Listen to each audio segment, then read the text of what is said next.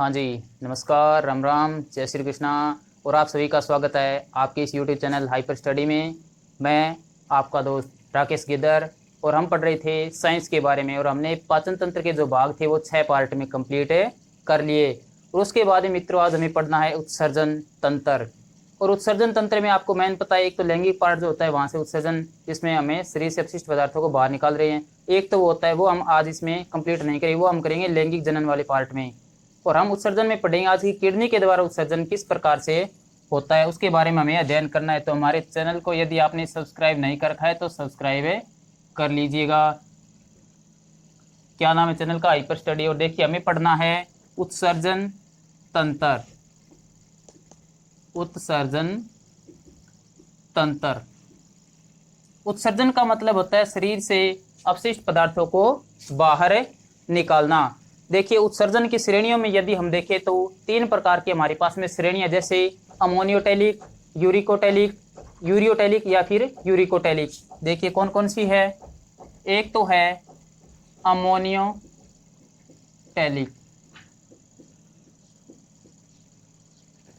अमोनियोटैलिक कौन सी है दोस्तों? अमोनियोटैलिक। एक है यूरियोटैलिक, कौन सी? यूरियोटैलिक। और एक हमारे पास में है यूरिकोटैलिक। क्या नाम है? Uricotelic, uricotelic, uricotelic. देखिए अमोनियोटैलिक जो है वो क्या करते हैं, अमोनियोटैलिक से क्या होता है, अमोनिया का उत्सर्जन होता है। अमोनिया का उत्सर्जन, किसका उत्सर्जन होता है? अमोनिया का। अमोनिया का उत्सर्जन करते कौन है?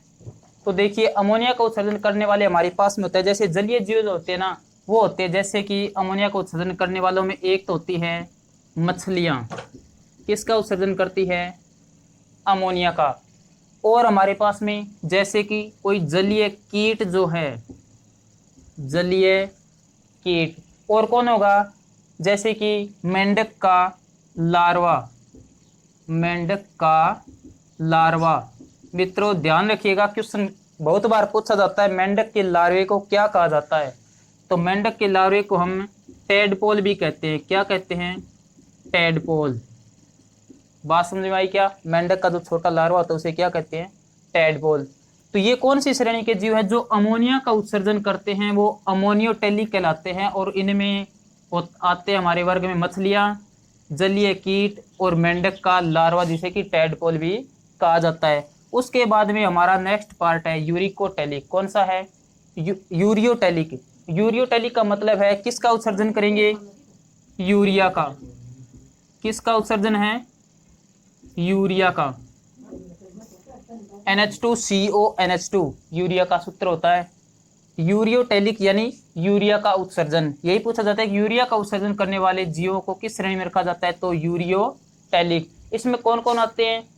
जैसे कि स्तनधारी जो हैं, स्तनधारी जो प्राणी है वो किस में आते हैं?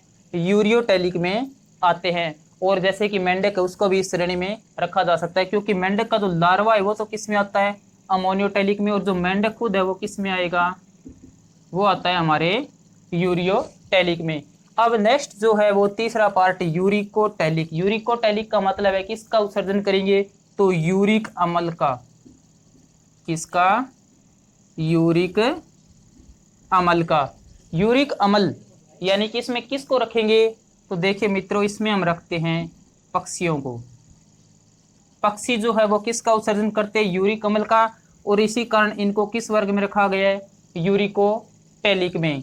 अब देखिए उत्सर्जन चीज क्या है, शरीर से क्या होता है उत्सर्जन के बारे में हम देखते हैं कि उत्सर्जन में किस चीज का उत्सर्जन हो रहा है, यानी कि उत्सर्जन प्रक्रिया क्या है। ये तो था एक सामान्य रूप से कि कौन से प्रकार के जीव जंतु को किस श्रेणी में रखा जा रहा है उत्सर्जन के हिसाब से, उसके हिसाब से हमने पढ़ा। अब देखिए इसी उत्सर्जन तंत्र में हम देखते हैं कि उत्सर्जन चीज क्या है। उत्सर्जन तो देखिए शरीर से नाइट्रोजन युक्त अपशिष्ट पदार्थों को बाहर निकालने की जो प्रक्रिया होती है उसे क्या कहते हैं? उत्सर्जन कहते हैं। किसे कहेंगे उत्सर्जन? शरीर से नाइट्रोजन युक्त पदार्थों को बाहर निकालना, शरीर से नाइट्रोजन युक्त पदार्थों को बाहर निकालना ही क्या कहलाता है, उत्सर्जन की प्रक्रिया के अंतर्गत आता है हमारे पास में। अब देखिए यदि हम बात करें कुछ तरीके से, जैसे कि हमने अमोनियोटैलिक देखा था, यानी अमोनियोटैलिक क्या कर रहे थे, अमोनिया के रूप में उत्सर्जन कर रहे थे, किसका, अपने जो अपशिष्ट पदार्थ नाइट्रोजन युक्त जो भी थे उनका अमोनिया के रूप में। तो जो अमोनियोटैलिक है बताइए वो कहाँ पर रहेंगे, उसका उदाहरण था हमारे पास में मछली, जलीय कीट, यानी कि उनके लिए किसकी आवश्यकता है, जल की आवश्यकता होती है अमोनियोटैलिक के लिए। उसके बाद में जैसे कि यदि मकड़ी का हम बात करते हैं, मकड़ी किसका उत्सर्जन करती है, तो ये करती है ग्वानिन का, किसका, ग्वानिन। सीप और घोंगा जो है किसका उत्सर्जन करते हैं, अमीनो अम्ल का। सीप या फिर घोंगा की यदि बात करते हैं हम तो किसका उत्सर्जन करेंगे, वो अमीनो अम्ल का। ये जो साधारण रूप से हमारे क्वेश्चन है वो बन सकता है, जैसे सामान्य विज्ञान में यदि हम देखते हैं तो सीधे ही आ सकता है कि मकड़ी उत्सर्जन के रूप में किस पदार्थ का उत्सर्जन करती है, तो किसका, ग्वानिन का। सीप या घोंगा किसका, अमीनो अम्लों का उत्सर्जन करते हैं। अब देखिए यदि इन जो थे अमोनियोटैलिक, यूरियोटैलिक और यूरिकोटैलिक, इनकी यदि विषाक्तता देखिए हम, उसके हिसाब से इनका क्रम क्या होता है, कई बार पूछ लेता है इनकी विषाक्तता का क्रम। देखिए जो अमोनियोटैलिक है, यानी कि अमोनिया का उत्सर्जन करने वाले, उनकी विषाक्तता सबसे अधिक होती है, यानी जो NH3 अमोनिया का उत्सर्जन करते हैं उनकी विषाक्तता सबसे अधिक है। उसके बाद में किसकी है, जो यूरियोटैलिक है, यानी जो यूरिया का उत्सर्जन कर रहे हैं, और वो सबसे कम किसकी है, यूरिकोटैलिक, यानी जो यूरिक अम्ल का उत्सर्जन करते हैं। सबसे कम विषाक्त कौन है, यूरिक अम्ल का उत्सर्जन करने वाले, उससे ज़्यादा यूरिया का उत्सर्जन करने वाले, और सबसे ज़्यादा अमोनिया का उत्सर्जन करने वाले। अब देखिए मित्रों यदि उत्सर्जी अंगों की बात करते हैं हम कुछ वर्गों में, जैसे कि सिलेंट्रेटा वर्ग है, उनमें यदि आपको पूछ ले कि ये किस रूप में उत्सर्जन करते हैं, तो उनके हिसाब से यदि हम देखें तो कुछ आप याद कर लीजिए, उनको याद ही करना पड़ेगा सीधे ही आपको। जैसे कि मैं आपको बता दूं, एक कोष के जो जीव होते हैं ना, कौन है, एक कोशिकीय जीव, जैसे कि अमीबा वगैरह आपने नाम सुना होगा, एक कोशिकीय जीव है। एक कोशिकीय जीव किसके रूप में उत्सर्जन करते हैं, तो विसरण प्रक्रिया के द्वारा, किसके द्वारा, विसरण। एक कोशिकीय जीव किसके द्वारा, विसरण प्रक्रिया के द्वारा। आगे यदि बात करें तो सिलेंट्रेटा जो है वो किसके द्वारा करता है, सिलेंट्रेटा, ये वर्ग है अपने पास में जीवों का विभाजन जो करते हैं, तो सिलेंट्रेटा में उत्सर्जन होता है कोशिकाओं के द्वारा, किसके द्वारा, कोशिकाओं के द्वारा।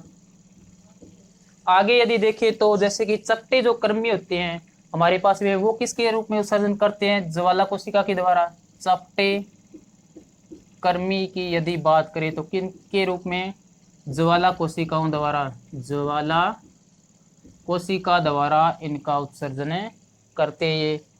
और चपटे कर्मी के अलावा यदि हम बात करें जैसे कि एनेलिडा है तो वो नेफ्रिडिया के रूप में उत्सर्जन करते हैं। ऑर्थोपोडा जो है वो किसके रूप में करेंगे, मैलपीगी काय के द्वारा। मोलस्का जो है वो मूत्र अंग होते हैं, उनमें मोलस्का वगैरह में जो है, मोलस्का जो हमारे पास में वर्ग होते हैं उसमें क्या होता है, उनके लिए विशेष अंग होते हैं। और जो स्तनधारी है उसमें आपको पता है किसके द्वारा, किडनी के द्वारा। स्तनधारियों में यदि बात करते तो किसके द्वारा, किडनी के द्वारा हमारे पास में उत्सर्जन किया जाता है। अब देखिए हमें किसका पढ़ना है, उत्सर्जन तंत्र मानव का। देखिए यदि मानव के उत्सर्जन तंत्र की यदि बात करते हैं हम,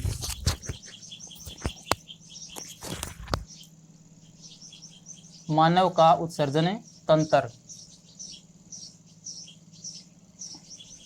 उत्सर्जन तंत्र जो हमें पढ़ना है वो किसका पढ़ना है, मानव का, मानव का उत्सर्जन तंत्र। और देखिए उत्सर्जन तंत्र में हम, मैंने आपको बता दिया तो जनन अंग वाला पार्ट, उसमें हमें देखेंगे जो लैंगिक पार्ट है उसके द्वारा किस रूप में उत्सर्जन होता है। लेकिन हमें आज यहाँ पर कौन सा टॉपिक करेंगे हमें, तो हम करेंगे सबसे मेन इंपॉर्टेंट जो टॉपिक है हमारा वो रहेगा इसमें किडनी। सबसे महत्वपूर्ण पार्ट किडनी, यानी वर्कक जिसे बोलते हैं हम। आपने सुना भी होगा जैसे ये सेम के बीज के आकार की होती है, लाल रंग की होती है, इस तरीके से आपने सुना हुआ। देखिए यदि किडनी की संरचना की यदि हम बात करते हैं कुछ, तो देखिए कि इस प्रकार से हमारे पास में ये बनी होगी। किडनी की यदि संरचना हम बनाना चाह रहे हैं, जैसे कि मान लीजिए यहाँ से लेकर इस तरीके से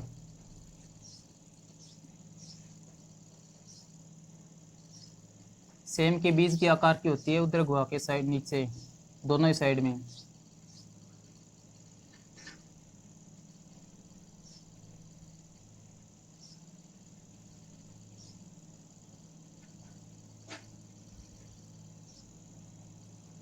कुछ इस तरीके से हमारे पास में बनी हुई संरचना है ये किडनी की।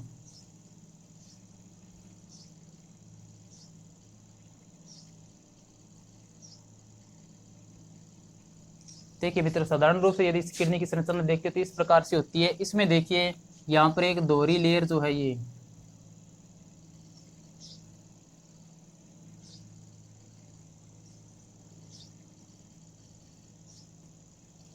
ये क्या चीज है, दोनों जो बनी आपको नलिकाकार ये दोनों जो संरचना दिखाई दे रही है, इनकी यदि बात करते हैं तो ये क्या है, इनमें है एक तो है महाशिरा।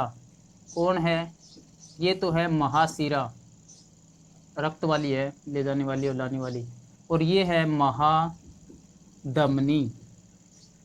हमारी किडनी से जुड़ी रहती है। जैसे देखिए कि मैं आपके सामने खड़ा हूँ तो मेरा जो रियल में जो दायां पार्ट होगा ना, वो जब हम बोर्ड पर प्रिंट करेंगे तो कौन सी साइड में दिखेगा, दाएं भाग में। जैसे इस बोर्ड के यदि बाएं भाग की बात करें तो ये है ना, लेकिन हमारे पास में किडनी का यदि देखेंगे तो ये कौन सा भाग हमें दिखेगा, तो ये दिखेगा दायां भाग। और ये फिर कौन सा हो जाएगा, ये भाग हो जाएगा हमारे पास में बायां भाग। बात समझ में आई क्या, यानी ये तो है दाईं किडनी और ये कौन सी है, बाईं किडनी। इनके ऊपर हमें दो इस तरीके से त्रिभुजाकार संरचनाएं और भी मिलती है। और इसी किडनी के अंदर वाले भाग में देखिए आपको कुछ त्रिभुजाकार संरचनाएं मिलती है इस तरीके से, और जिन्हें हम कहते हैं पिरामिड। क्या कहते हैं, पिरामिड, यानी पिरामिड कहते हैं इनको। ये देखिए इस तरीके से, और ये पिरामिड आपस में कुछ उभारों के द्वारा जुड़े हुए भी रहते हैं आपस में। ये जो पिरामिड है वो आपस में कुछ उभारों के द्वारा जुड़े रहते हैं इस तरीके से। देखिए ये जो हमारे पास में त्रिभुजाकार संरचना, इसको मैंने क्या नाम बताया आपको, इन्हें कहते हैं हम पिरामिड। ये पिरामिड आपस में जिन उभारों के द्वारा जुड़े हुए रहते हैं उन्हें क्या कहते हैं हमें, तो उन्हें हम कहते हैं, देखिए यदि इसमें और वाले भाग में यदि बात करें, जैसे कि ये महाशिरा जो है ये अंदर वाली इस भाग से जुड़ी रहती है, तो इसे क्या बोलते हैं, हमें इस भाग को बोलते हैं हाइलम। क्या बोलते हैं, हाइलम। बाहर वाला जो भाग एक तो होता है किडनी के बाहर वाला ये पृष्ठ, और एक हो गया इसके अंदर वाला भाग। बाहर वाला भाग हमेशा कहलाता है कॉर्टेक्स और अंदर वाला क्या कहलाता है, मेडुला। यानी ये भाग जो है ये क्या कहलाएगा, इसका कॉर्टेक्स भाग। और अंदर वाले भाग यानी इस अंदर वाले भाग की बात करें तो ये क्या कहलाएगा, मेडुला भाग। दोनों किडनियों में स्थिति एक जैसी है बस इनकी। ये कौन सा भाग हो गया, मेडुला भाग। अब देखिए ये जुड़ा हुआ क्या रहता है, यहाँ से क्या होती है, इस तरीके से हमारे पास में ये नलिकाकार संरचनाओं के रूप में, और लास्ट में ये मूत्रवाहिनी नलिका जो है वो जुड़ी रहती है, यहाँ पर इन सभी से जुड़ी रहती है साइड में। इस तरीके से मान लीजिए कि ये क्या है, दोनों साइड से आने वाली मूत्रवाहिनी नलिका, और यहाँ पर क्या हो जाएगा फिर मूत्राशय। ये हमारा बन जाएगा यहाँ पर मूत्राशय। और ये फिर कौन है, ये हमारे पास में यहाँ पर आने वाली मूत्रवाहिनी नलिकाएं, यानी ये बन गई हमारे पास में मूत्रवाहिनी। बात समझ में आई क्या, ये थोड़ा सा चित्र आप इसको समझ सकते हैं। आगे हम इसके पार्टों को अलग अलग पढ़ेंगे। जैसे कि मैंने आपको बताया था ये भाग जो है त्रिभुजाकार, ये क्या कहलाते हैं, पिरामिड। आपको बताया ना, दोनों साइड में किसी में भी देखिए तो त्रिभुजाकार संरचना उन्हें क्या कहते हैं, पिरामिड कहते हैं। और ये पिरामिड आपस में कुछ उभारों के द्वारा जुड़े हुए रहते हैं, और उन भाग को हम क्या कहते हैं, तो इन्हें कहते हैं बर्तनी के स्तंभ। क्या कहते हैं, बर्तनी के स्तंभ। और देखिए ये जो बाहर वाला उभरा हुआ भाग होता है इसे कहते हैं कैप्सूल। क्या कहते हैं, कैप्सूल। और इसमें यदि बात करें तो ये आपको मेडुला भाग बताई दिया, इसके कौन सा होगा, अंदर वाला पार्ट होगा। अब ये तो हो गया किडनी का हमारे सामान्य रूप से कुछ नाम वगैरह, कुछ आपको सामान्य रूप से चित्र के बारे में जानकारी दी है। अब हम किडनी की यदि आंतरिक भागों में इनकी यदि बात करें कि किस तरीके से काम करते हैं, उनमें देखिए यदि किडनी के बारे में हम और जानकारी लेना चाहे तो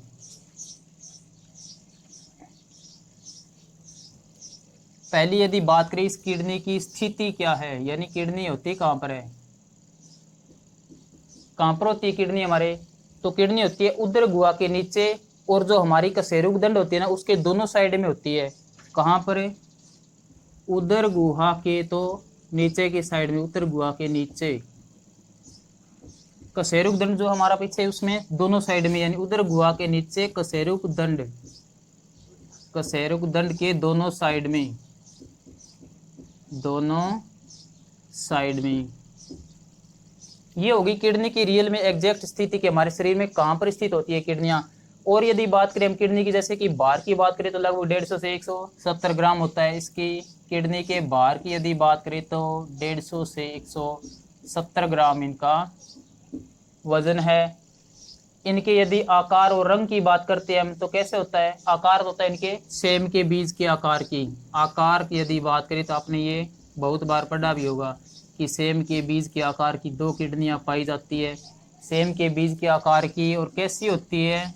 लाल रंग की। कैसी? लाल रंग की। यदि किडनी की माप की बात करें, माप यानी इसकी लंबाई चौड़ाई और ऊंचाई आयतन के रूप में है ना, ये 3D है। इसके लिए यदि माप की बात करें तो हम लिख सकते हैं 12/6/3, यानी 12 मीटर। तो क्या है कि 12 जो सेंटीमीटर में, ये सारे मान किस में है? सेंटीमीटर में। ये तो क्या बन जाएगी? पहली थी इस किडनी के लिए लंबाई, दूसरी क्या है? चौड़ाई, और तीसरी क्या बढ़ जाएगी फिर इसके लिए?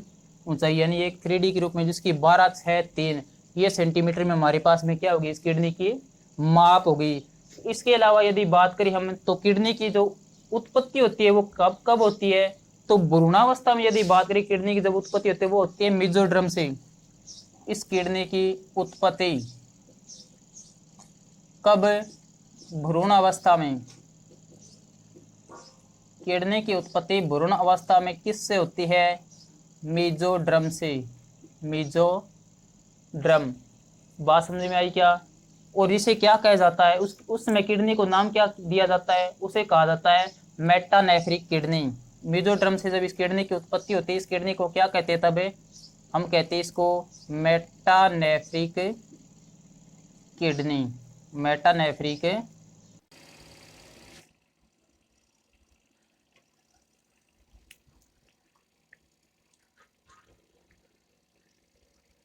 हाँ जी, देखिए हमने जो पढ़ा था कि किडनी ये कौन सी है? मेटानेफ्रिक किडनी से बोलते हैं। उसके बाद में देखिए किडनी है वो कैसे जुड़ी रहती है, किसके द्वारा?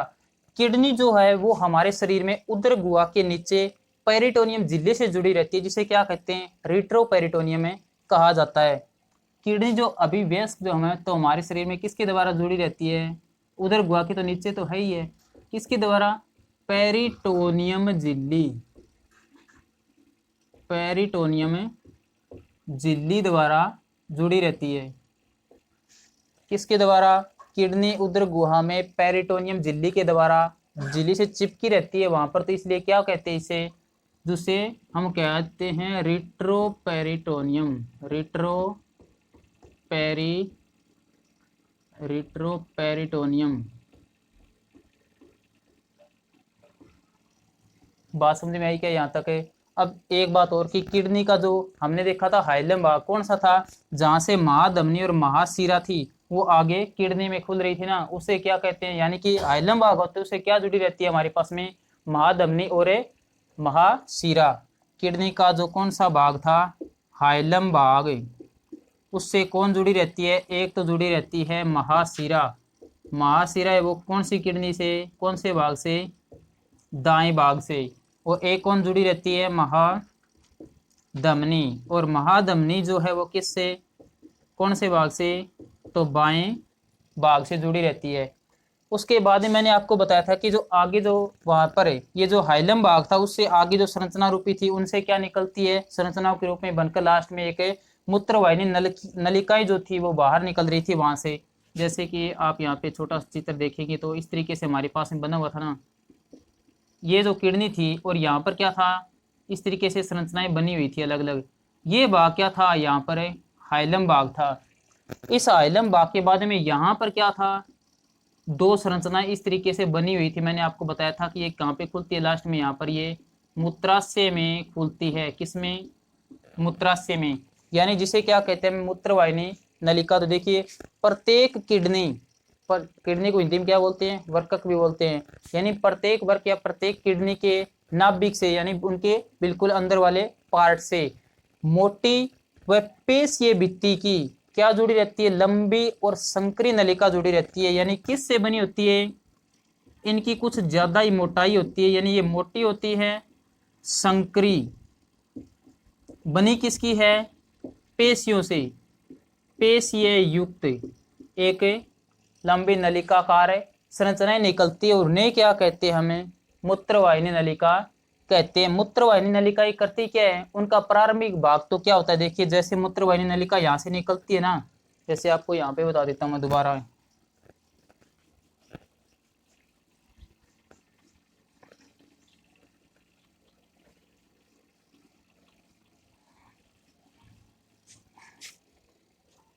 देखिए इस तरीके से हमने ये देखा था,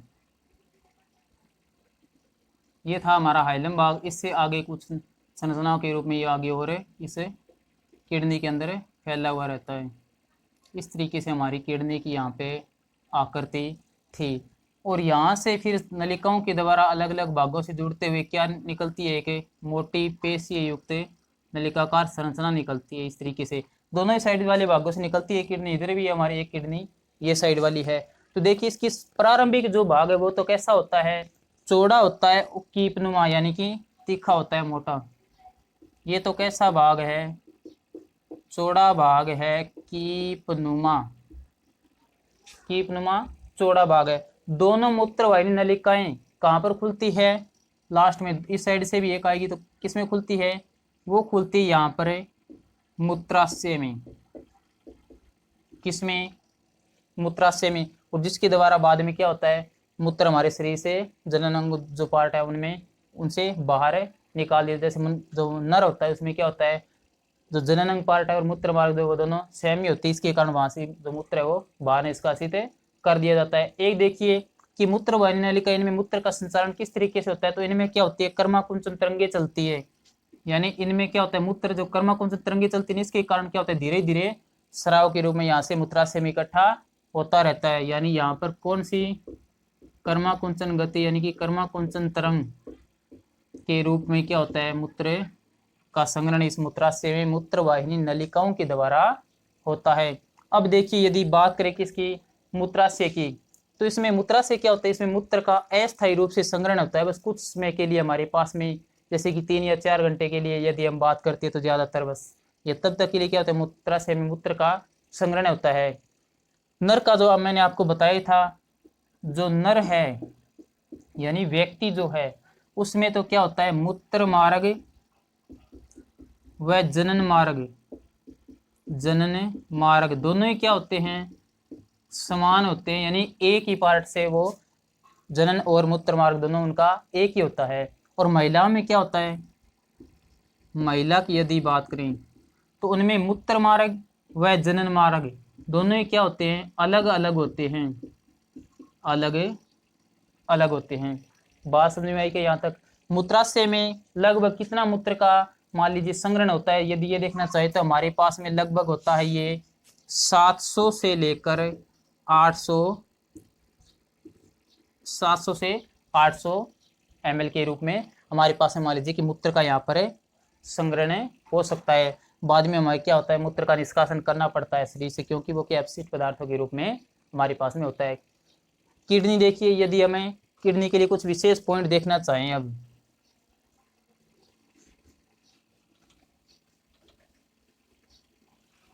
जैसे कि किडनी के द्वारा एक दिन में यानी 24 घंटे में लगभग यदि बात करें तो 170 से 180 लीटर, 170 से 180 लीटर ब्लड का क्या होता है वहां पर है, शुद्धिकरण होता है। यानी ब्लड वहां से सर्कुलेट हो जाता है पूरे 24 घंटों में 170 से लेकर 180 लीटर पूरे दिन में।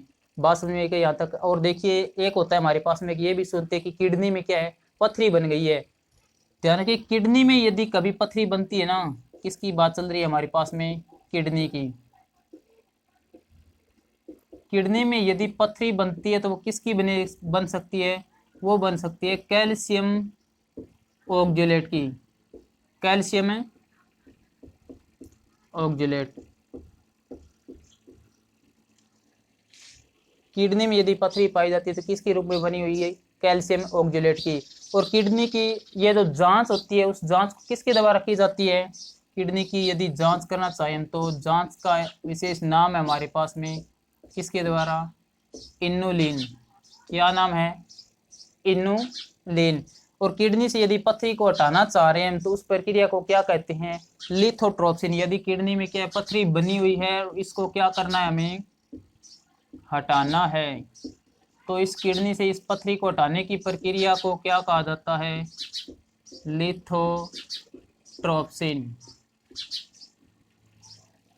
किडनी 24 घंटे में 170 से 180 लीटर ब्लड का क्या कर देती है, सर्कुलेट कर देती है, यानी उसका वहां से पूरे हमारी प्रक्रिया के अंतर्गत स्थानांतरण होता रहता है, रक्त का शुद्धिकरण होता रहता है।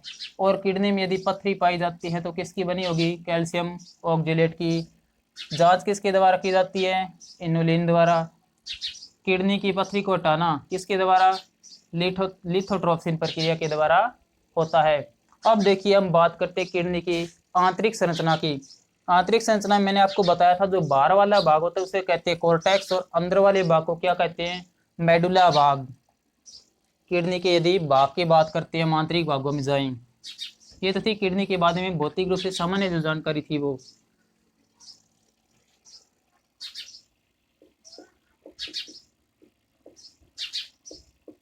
किडनी के भाग, और इसमें पहला भाग बाहर वाला जिसे क्या कहते हैं, कोर्टेक्स भाग। कोर्टेक्स भाग में क्या होता है, देखिए यह कैसा दिखाई देता है, कणिका में दिखाई देता है, क्योंकि इसमें क्या होता है, मैलपीगी इकाई पाई जाती है। कोर्टेक्स भाग कैसा दिखाई देता है, कणिका में क्या पाई जाती है, इसमें मैलपीगी इकाई।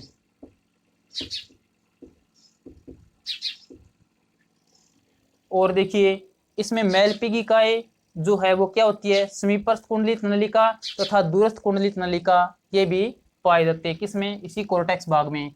यानी एक तो कणिका में मैलपीगी इकाई, एक कौन पाया जाएगा, समीपस्थ कुंडलित नलिका, समीपस्थ कुंडलित नलिका, यानी जो नेफ्रॉन वाली संरचना होती है उसमें बात कर रहे हैं हम बाद में।